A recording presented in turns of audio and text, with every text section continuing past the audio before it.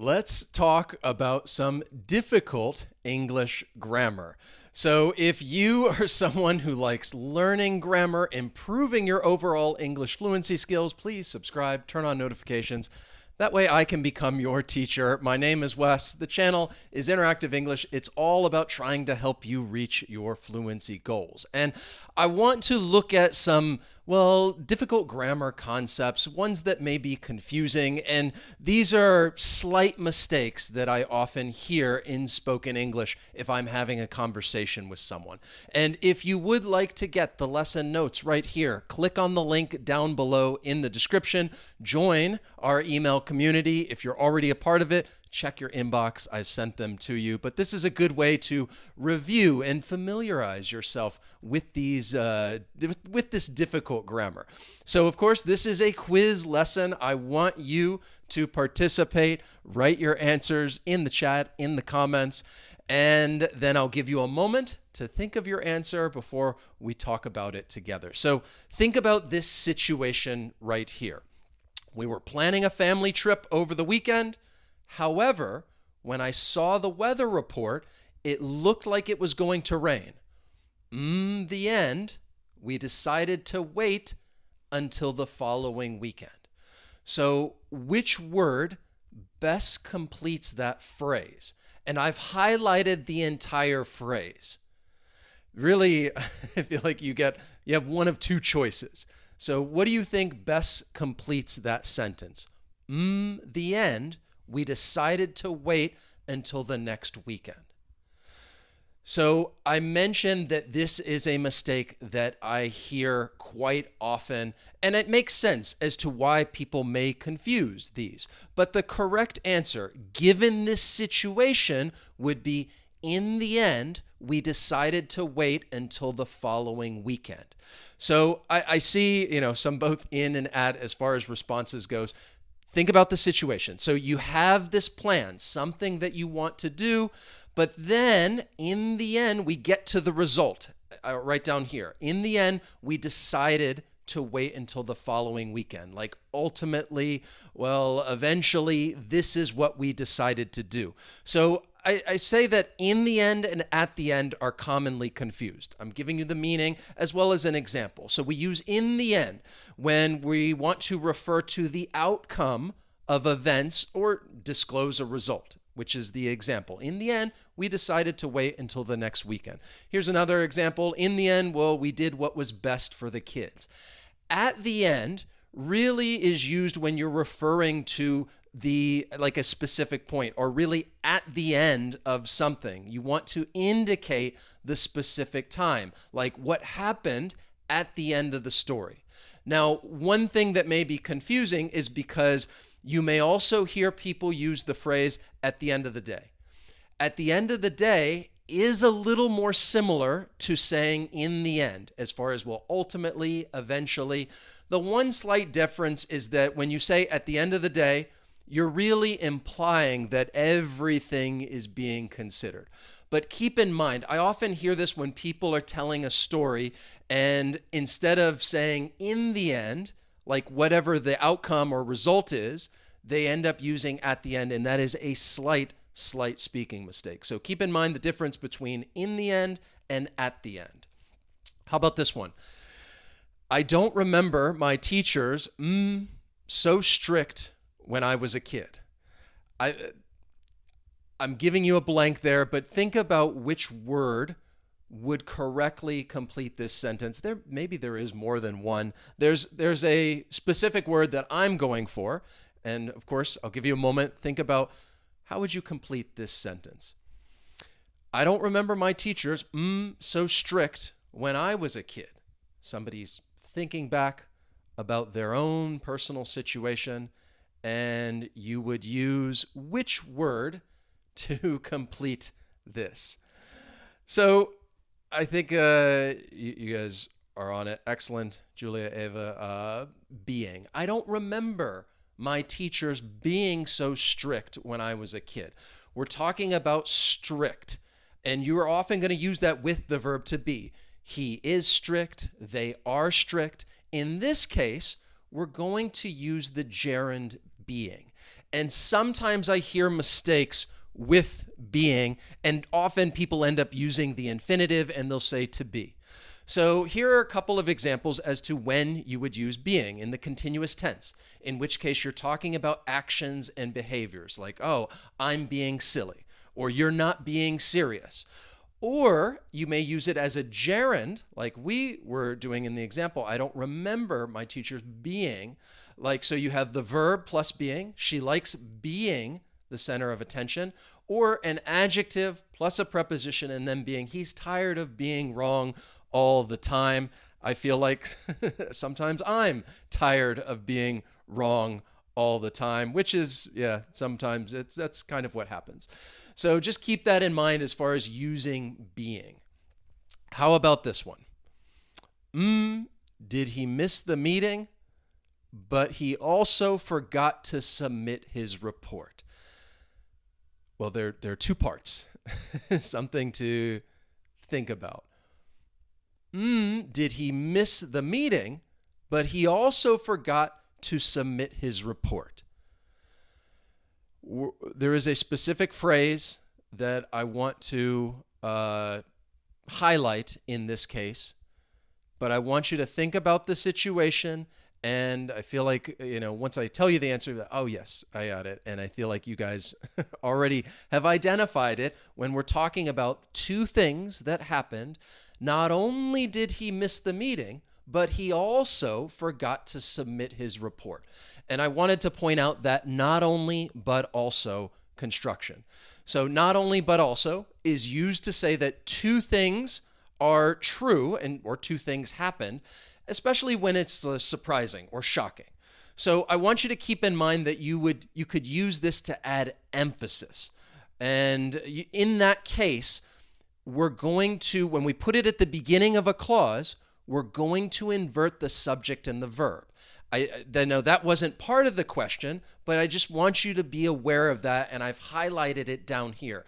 Not only did he miss, so instead of saying he missed, I'm saying not only did he miss, we're inverting the subject and the verb.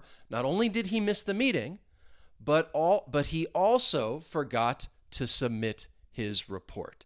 That not only, but also when you want to emphasize that two things that happened and they were surprising. Excellent. Again, if you enjoy learning grammar, let me know. You can let me know by hitting that like button. That tells me that you're learning something new, or this is a good review, because some of this you may already be familiar with. I wanted to include this. I thought this was just funny, this little meme. Not only will this hurt, but your dignity will not be spared either. Funny little meme that I wanted to throw in there.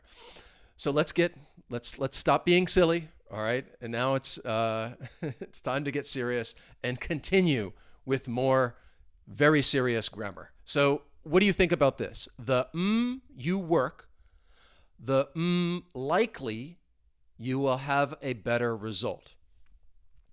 I'm stating this as pretty much this is a fact. I think we could all agree with this. But what do you think? What are the two words that would really help complete this sentence? And then I'll tell you where I'm going with this as far as some difficult or tricky grammar is concerned. Write your answer in the chat, in the comments. I want you all participating in these lessons. That's what interactive English is all about. So I see some answers perfect. As far as the more you work, the more likely you will be able to have a better result. That's fine. So the first part of this, more would work. I had put the word harder in there, which is also work. We're basically just talking about a double comparative. So in our example, you could say the more you work, the more likely you will to have a better result. That works. Or the harder you work, the more likely you will have a better result. But double comparatives are phrases that they're really showing this cause and effect relationship. And also, I feel like it's a great way to emphasize that cause and effect relationship. So you could use it with more or less, and yeah, you could use it with ER comparatives, or more, and even mix those up. So here are some examples. The less money I spend, the less I have to worry about saving. That's true. Or the faster the car is, the more dangerous it is to drive. Again, I want to emphasize that fact. Or down at the bottom, the more the students study for the test, the higher the scores will be. So these are all examples as far as double comparatives go and comparing that cause and effect relationship between two things. I like this. I like this question. I don't know why. Maybe I just like these sentences. I really need is a cup of coffee. Which word completes this statement right here? And this is something that I would say in the morning, I really need is a cup of coffee. Perhaps I'm just really tired. I'm having trouble waking up. Or maybe I'm a little agitated and I tell this to someone, I really need is a cup of coffee. And maybe I use these sentences from time to time, and I feel like they're great in just casual conversation whenever you want to, once again, emphasize something, because, as many of you correctly pointed out, I'm talking about the word what. What I really need is a cup of coffee. So in case this is grammar that you may not be familiar with, the sentence is a what cleft sentence. And if you're thinking cleft sentence, what the hell is that? Well, cleft sentences are, they're complex sentences that have a meaning that you can express with a simple sentence. Of course, I could just say, I need a cup of coffee. But I'm going to use this what cleft sentence to draw attention to the most interesting or important part. And that's where I said you're really emphasizing this. So in this case, I want to emphasize my need. What I really need is a cup of coffee. Of course, I could just say, I need a cup of coffee, or I really need a cup of coffee. But I can use this to really draw your attention to the most important part or the most important thing that you want to express. Here are some other examples. What they did was give us a refund, highlighting the fact, this is what they did. That is the most important thing. Or what she wants is some peace and quiet. And then finally, what we need to do is get some batteries. And I feel like people often use what cleft sentences in that, what we need to do is this. What we need to do is that. And you're using this form right here. Great for, again, this back and forth casual conversation. But in case you really hadn't given much thought to the grammar, they are what cleft sentences. What do you think about this? I love the picture in the back, in case you can't really see it. But the sentence, if I had eaten earlier, I right now. If I had eaten earlier, I right now. Just looking at the sentence, I think you can tell we're talking about a conditional sentence. We have an if conditional. But these sentences can be difficult. They can be confusing because this is not your normal conditional sentence, in which case you have the zero conditional, the first conditional, the second, the third. In this case, I'm talking about a mixed conditional. If I had eaten earlier, all right, that's a past condition. Well, what's the present result? I wouldn't be hungry right now. I wouldn't be hungry. I feel like a lot of you, either if you didn't know the grammar, I think just thinking of the situation, you could come up with those missing words. If I had eaten earlier, I wouldn't be hungry right now. So I said this is a mixed conditional, and I think this is there are several different mixed conditionals that people could use. I think this is one of the more common ones, in which case you're talking about a past condition. We're going to use the past perfect, and then follow it with a present result, in which case we're going to use would plus the verb. Here are some other examples. If you had asked for directions, we wouldn't be lost. Now, I could say we wouldn't be lost right now, but you don't have to put right now in there. Or if they had taken the train, they would be here by now. All right. And then finally, if I had taken my medicine, I would feel better. I would feel better right now in the present. We're talking about a present result. So something to keep in mind with these mixed conditionals. It's a great way, in this case, to accurately express your thoughts, opinions, and ideas. He didn't realize what doing. Now, there are probably different ways that you could complete this sentence, but there is something specific that I want to point out, and I feel like probably you can guess the words that should go in there. He didn't realize what doing. You see that guy is he's very surprised, very shocked. And of course, he didn't realize what doing. Now, of course, I'm pointing out difficult grammar that when you're having a conversation, this is when I often hear mistakes. But being able to see the sentence perhaps makes it a little easier. And as many of you pointed out, you would say he didn't realize what he was doing. Now, we're talking about a noun clause, what he was doing. And when it comes to these noun clauses, the one thing you need to keep in mind, you need to remember, is the word order. So within a noun clause, the subject's going to come before the verb. And even when it begins with a question word such as what, where, when, why, who, how, it doesn't really matter. But what happens, I feel like, when our brain starts thinking of questions, we invert the subject and the verb. So often when I'm having a conversation and somebody's talking, I hear people keep that inversion, and they would say something like, oh, he didn't realize what was he doing. And it's a small speaking mistake, but one that I would continuously point out and just remind people, hey, keep in mind, we're talking about a noun clause. We're going to follow that subject verb word order. So here are some other examples. I don't know who he is. Please tell me how you got lost.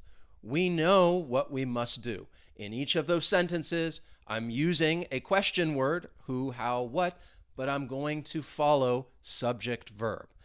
Again, when you see this, I think it's easy to spot or point out. But of course, when you're having a conversation, it does become a little more difficult, something just to be mindful of.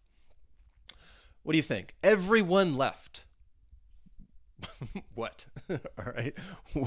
What would you say? Of course, you can see that it's a question. So how would you complete that question? Everyone left. I'll give you a moment, and then I'll tell you the answer. Everyone left. So the key part, as far as, well, trying to make this a little easier, is really pointing out the fact that this is a question. So really, I could complete this sentence and say, well, everyone left. Maybe I'm talking about a party or, again, this empty room. Didn't they? Everyone left, didn't they? So I'm really just talking about tag questions. This is a statement followed by a mini question. So we use tag questions to really ask for confirmation. You have a positive statement that's going to be followed by a negative tag. And this is when it sometimes gets confused. You have money, don't you? But if I have a negative statement, I'm going to follow that with a positive tag. So if I said a negative statement, well, you don't have any money, do you? Something to keep in mind, but these questions are, once again, more for spoken English. You often hear them in casual conversation. Everything's okay, isn't it? I hope everything is okay. What do you think? Little subject-verb agreement quiz. So the verb that's missing is the verb to be. And I just want you to complete it with the correct form of the verb to be. Now, whether you give me the form in the present tense or the past tense, that really doesn't matter. But I just want you to think about how are you going to conjugate that verb? Neither fit to lead. She looked for a parking spot, but none available. Everyone a suspect. I feel like you would hear that in a movie or TV show. And finally, both of them from New York. So this is a little mini quiz when it comes to subject-verb agreement, because sometimes when you have these words like neither or everyone or both, it becomes a little tricky. So let's look at our answers and talk about subject-verb agreement. Neither is fit to lead. If you're using neither, like, well, neither this person nor this person, it's always singular because you're referring to still the individual. Neither is fit to lead. She looked for a parking spot, but none were available. So none may be singular or plural. In this case, because we're talking about parking spot, which in the context, there is more than one parking spots, none of the parking spots were available. So I'm going to use the plural none. None were available. Because the first clause is in the past, then in this case, technically, you would want to use none were instead of none are. Everyone is a suspect. Everyone is always singular. Everyone is a suspect. And then finally, both of them are from New York. When you refer to both, we're talking about something that is always plural. Both are. Both of them are from New York, or I could just say both are from New York. So this can be a little tricky. Sometimes I hear mistakes in spoken English or see mistakes in writing when it comes to words like this, like neither or everyone or both. So those are some rules. Again, if you want to just have this information, memorize it, join our community, get these lesson notes, and that way you have them so that you can review them whenever you want. How about this? I recommend a specialist. I want you to complete this sentence using talk. I recommend a specialist. This is another common mistake that I hear in spoken English, and it is, a little difficult, a little confusing, but one that I hear quite often. And I would say, instead of making a case as far as something being right or wrong, I want to present this to you as maybe what's more commonly used. So I recommend that you talk to a specialist. So recommend can be used in different ways. In this case, I'm talking about the subjunctive mood. Now, what I sometimes hear people say is, I recommend you to talk to a specialist. And there are arguments online as to whether or not, oh yeah, that form is okay. I do think that, especially in places like the United States, which is where I'm from, that construction may sound a little awkward. I would recommend using a that clause. And we're talking about the subjunctive mood, which may be used to express a wish, a recommendation, or a demand. So you see the form right here, verb of suggestion, plus that, plus the subject, plus the base verb. The doctor recommends that you drink plenty of water. And in this case, that is optional. My friend suggested I come by sometime this weekend. So I often hear this with verbs like recommend and suggest. I think those are the two most common ones. And often I would end up having to tell someone, okay, just use a that clause. I recommend that you do this. I suggest that you do that.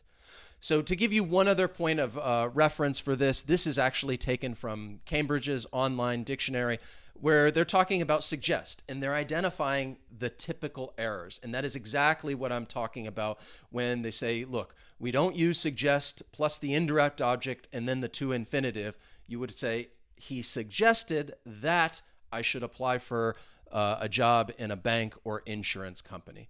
So keep that in mind when we're using those verbs, suggest, recommend. We use them quite often. So this is just a little bit of review. See, these are some of the grammar concepts that we talked about. If you enjoyed this lesson and learned something new, please let me know by hitting that like button. That tells me that I should keep doing some of these grammar lessons. And if you would like to get these lesson notes, click on that link down below in the description and join my email community. Thank you so much for being here. Thank you, Donnie Takayo. Good to see you.